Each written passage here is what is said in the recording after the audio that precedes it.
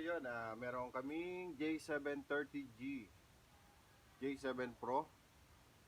Ang issue niya ay custom ROM na factory reset, then nawala yung kanyang firmware, na-void ang kanyang firmware.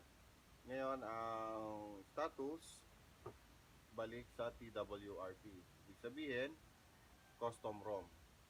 Then, ibabalik natin sa original na firmware niya. So, tatanggalin na natin itong custom ROM.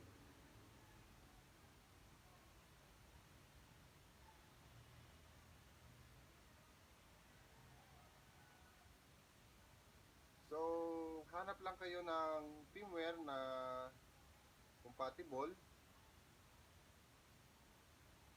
para maibalik nyo sa dati.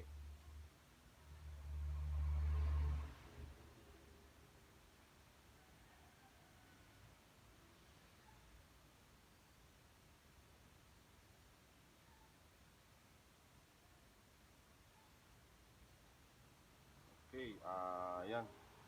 Naka-off naman ang kanyang FRP lock. Ibig sabihin, alam niya na kung ano yan. Then, sampakan natin. Detected na siya. Then, start natin. Set partition. So, pagka ganito nakikita ko, set partition, tapos hindi agad siya naglo-loading at hindi agad lumalabas yung kulay green, ibig sabihin may problema ang kanyang program. Hindi yan tutuloy kahit mapag-antay kayo hanggang kinabukasan. Ngayon, ang error niya ay sbootbin.lz4. So it means merong conflict, hindi yan match. Pero ang iyong firmware na na-download ay j730g at match sa kanyang sa kanyang version. Then ang kanyang bit ay bit 5. Okay, kita nyo?